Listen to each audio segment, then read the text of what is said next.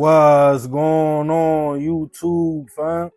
It's your boy Tony 2 times, and we back with another episode of Hood Tales, man. Before I start, be sure to tap that like button. It's free. It helps get the video out there. Definitely watch this video to the end so you can hear the full story and all the details in the case. For my day one fam, y'all already know it's all love. Thanks for tuning back into another episode. If you're new to the channel and you're feeling the content, feel free to subscribe. Definitely hit that notification bell so you can be notified every time we drop a new video. Oh yeah, feel free to share the channel with your peoples. Everybody is welcome. With that being said, let's get right into the story. For a lot of boys and young men, it's no stronger bond or love than the love they have for their mother. Even if your father's around, it's nothing like a mother's love. Hugs, compassion, that soft touch. Even when you are wrong, Mom Dukes will have your back. Some say a daughter's father is her first love, and vice versa with boys and their mother. As we grow from boys to young men though, it's important for us to learn how to stand on our own, navigate life without our parents. And if you do have a single mother, you have to learn on the baby boy tip. Moms have to have a life too. I know for a fact, for a lot of young men, when men do come around into the picture that's not their father, they can be standoffish while mom is dating, just looking for love.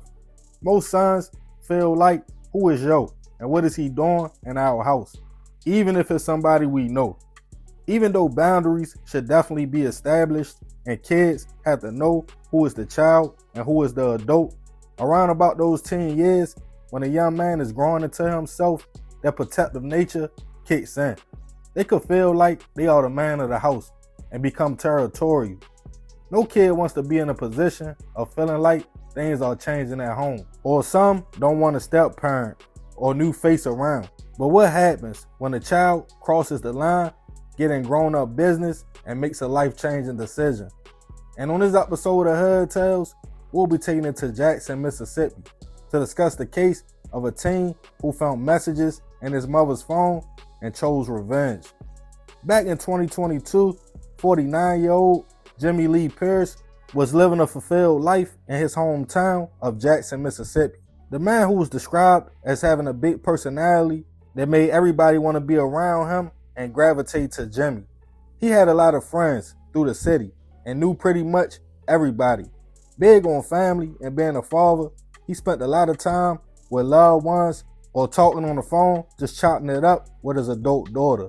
Whether they was laughing or joking or fussing about something she did. Even though a little older, Jimmy wasn't no slouch with the woman in the area. He would date from time to time, and around about that time, he found himself feeling a lady who we will call Tracy for the sake of the story. The two was just kicking it at first, but the relationship soon went to another level. Tracy and Jimmy would make it official. She had a son, at the time, 15-year-old LeAndrew Williams. Jimmy and the young man were cordial. He knew that's who his mother was saying and tried his best to accept it. LeAndrew and Tracy were close.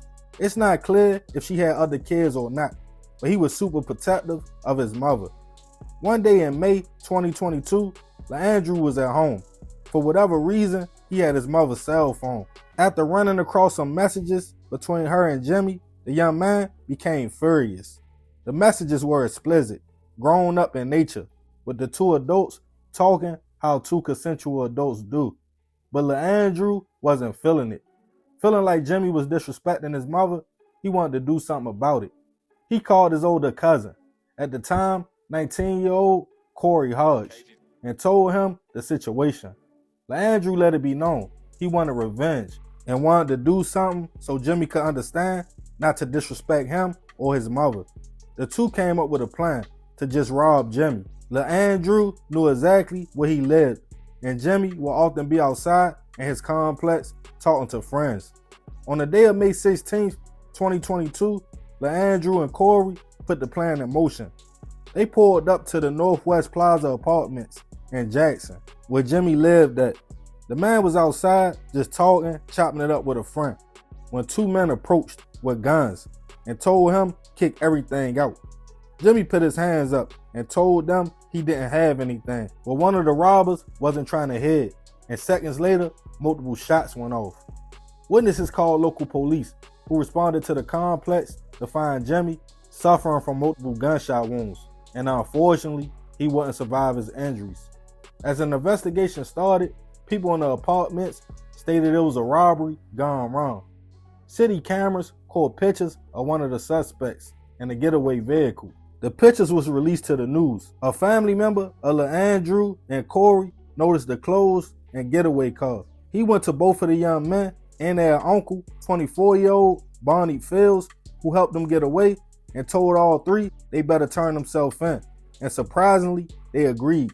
The family member, who was also Bonnie's father, drove all three of the men down to the police station, where they confessed to their roles in the homicide of Jimmy. Police found out the motive was all because LeAndrew was mad about the messages and Jimmy dating his mother.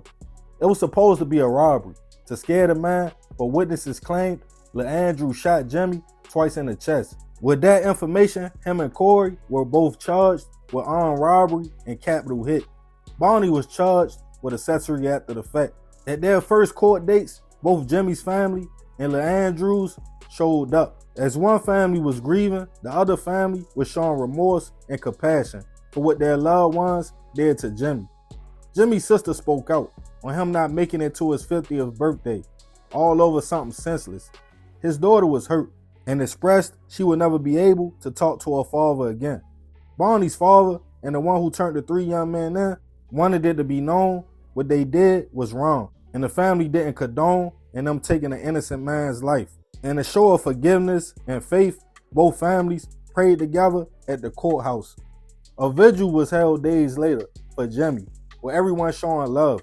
Some were hurt, others were angry.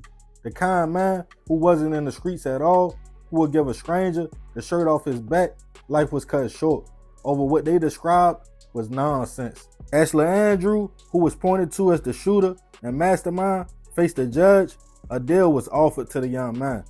If he pleaded out to the lesser charge of first-degree hit, he would avoid the capital hit charge, which in Mississippi carries execution. The young man did plead out, and at just 19 years old, he was sentenced to 35 years in prison. It's not clear if Corey or Bonnie ever received any time for their roles in the situation. But rest in peace to Jimmy. I send my prayers and condolences to his family. This story is crazy and different from most stories I cover. Usually, a boyfriend or girlfriend snaps after finding messages in their significant other's phone from the opposite sex. But this was a son just 15 years old. I don't know if LeAndrew was just that attached to his mother, he didn't want her to date, or what. But he was old enough to understand Mom Dukes was grown. I'm sure Jimmy wasn't her first friend, and at 15, he definitely shouldn't have been going through his mother's phone. But I'm going to end this one with a question. For all my parents out there, if you are not married or in a relationship with your child's other parent, how do you handle your private life? Like dating, do you introduce your kids to your significant other? Do you explain to them you have a life as well, or keep it private away from them? Let me know how do you navigate that, and also what you think about this situation in the comments. And remember, we gotta succeed not to fail, so we won't be just another hood tale. Yeah, man, this is a super crazy story. Rest in peace, that man. I definitely send my prayers to his family. But I ain't gonna talk too much more about this one. Y'all let me know y'all thoughts in the comments. I appreciate you if you made it to the end.